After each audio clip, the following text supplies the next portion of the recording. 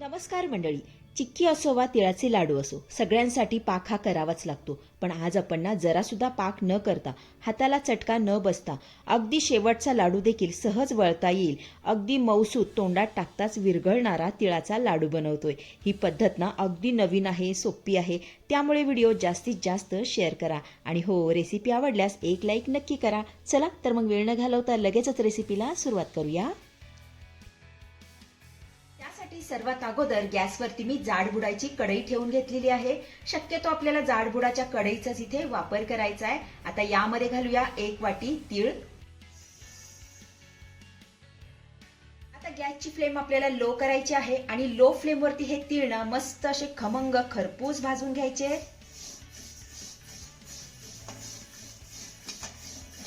हे तीळ गावरान आहेत, त्यामुळे तुम्हाला असे काळसर दिसत असतील, पण हे चवीला खूप छान लागतात, शिवाय पौष्टिक देखील असतात.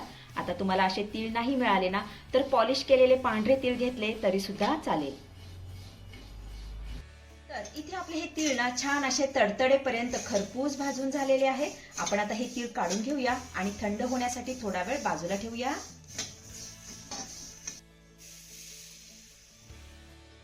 ज्या वाटीने आपण तीळ घेतले ना, त्याच वाटीने अर्धी वाटी शेंगदाणे यामध्ये घालूया.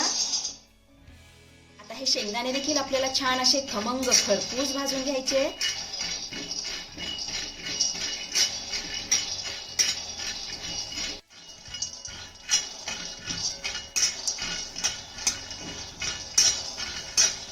चला, इथे आपले शेंगदाणे देखील मस्त असे खमंग खरपूस भाजून झालेले आहेत. हे बघा, आपण आता हे काढून घेऊया आणि थंड झाले की यावरची साल देखील काढून टाकूया. तर इथे आपले शेंगदाणे पूर्णपणे थंड झालेले आहेत. आता यावरची मी साल काढून टाकतेय. आता तुम्हाला साल नसेल काढायची ना, तर नाही काढली तरी सुद्धा चालेल.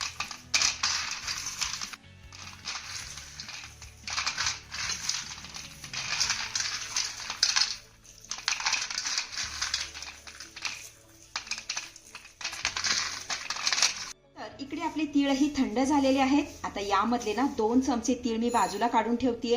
याचा वापर पुढे आपल्याला रेसिपीमध्ये करायचा आहे. त्यानंतर इथे मी छोटं मिक्सरचं भांडं घेतलेलं आहे. आता यामध्ये आपल्याला हे तीळ काढून घ्यायचे.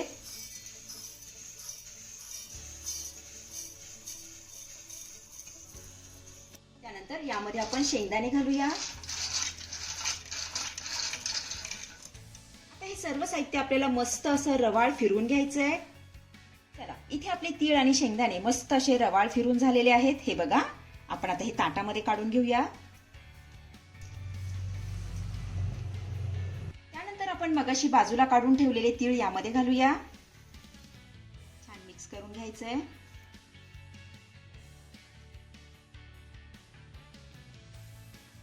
यामध्ये घातलेले तीळ चांगले मिक्स करून झाले की हे मिश्रण आपण थोड्या वेळासाठी बाजूला ठेवूया. त्यानंतर इथे मी गुळ घेतलेला आहे. आता हा गुळ बारीक असा चिरून घ्यायचा आहे. हे बघा, छान असा बारीक चिरून घेऊया.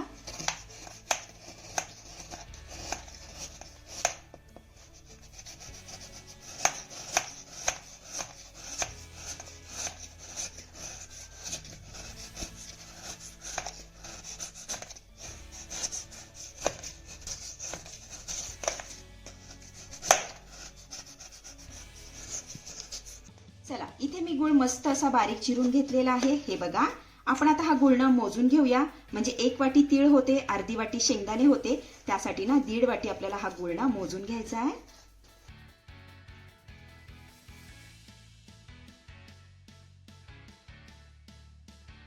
हा मोजलेला गुळ मी एका वाटीमध्ये काढून घेतेय.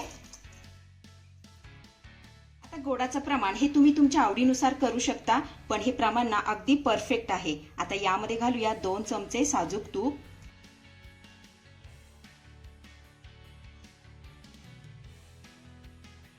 तूप घालून झालं की हा गुळ आपल्याला वाफवून घ्यायचा आहे. त्यासाठी गॅसवरती मी पुन्हा कढई ठेवलेली आहे. आता यामध्ये 1 ग्लास पाणी घालायचंय. त्यानंतर यामध्ये अशा पद्धतीची रिंग ठेवून घेतेय. आता हे पाणी आपल्याला चांगलं गरम करून घ्यायचंय. चला, इथे आपलं पाणी चांगलं गरम झालेलं आहे. आता काय करायचं, ही गुळाची वाटी यावर ठेवून घ्यायची आहे. त्यानंतर यावरती आपल्याला झाकण ठेवायचंय, म्हणजे वाफेचं पाणी गुळामध्ये पडणार नाही. कढईवरती देखील आपल्याला झाकण ठेवायचं आहे. गॅसची फ्लेम आपल्याला हायच ठेवायची आहे आणि हाय फ्लेमवरती हा गुळ ना आपल्याला 10 मिनिटं चांगला वाफवून घ्यायचा आहे.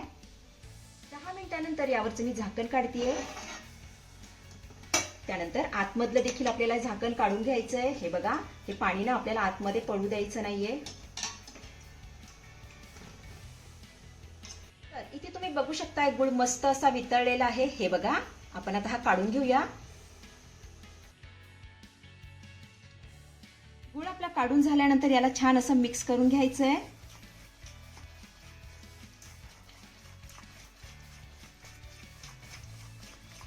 तर इथे तुम्ही बघू शकताय गुळ मी छान असा मिक्स करून घेतलेला आहे. हे बघा, आता हा वितळलेला गुळ ना आपल्याला तीळ आणि शेंगदाण्याच्या मिश्रणामध्ये काढून घ्यायचा आहे.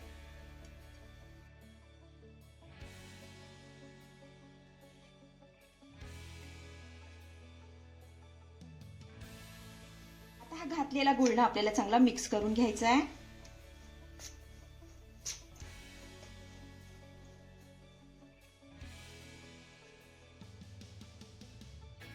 हा गुळ ना आपण वाफवून घेतलेला आहे, त्यामुळे हा लगेच थंड होतो.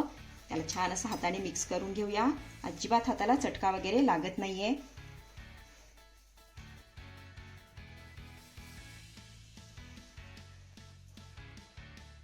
तर हा गुळ ना मी चांगला मिक्स करून घेतलेला आहे. तर आपलं हे लाडूचं मिश्रण बनवून तयार झालेलं आहे. आपण आता लाडू वळायला घेऊया. थोडंसं मिश्रण आपल्याला हातामध्ये काढून घ्यायचंय. हे बघा, आणि अशा पद्धतीने हा लाडू वळून घ्यायचा आहे. अगदी आरामात वळला जातोय.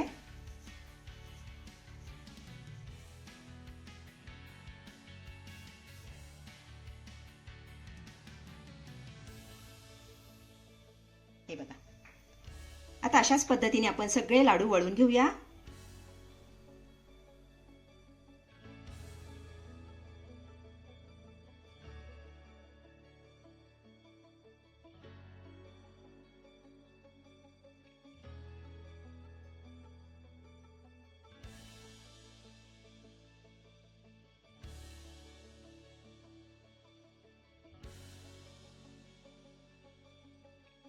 तर इथे मी ना सगळे लाडू छान असे वळून घेतलेले आहे. तर पाक बनवण्याचं टेन्शन नाही, हाताला चटका बसण्याचं टेन्शन नाही. अगदी शेवटचा लाडू सुद्धा तुम्ही अगदी आरामात वळू शकता. अतिशय साधी आणि सोपी पद्धत तुम्हाला इथे मी सांगितलेली आहे. नक्की करून बघा. तर मंडळी, कशी वाटली आजची रेसिपी? आवडली आहे का तुम्हाला? आवडली असेल तर लाईक करा, शेअर करा, सबस्क्राईब करा आणि हो, शेजारीच असलेलं घंटीचं बटन दाबून ऑलवर क्लिक करा, जेणेकरून माझ्या येणाऱ्या नवीन रेसिपींचं नोटिफिकेशन सर्वात आधी तुम्हाला दिसेल. धन्यवाद.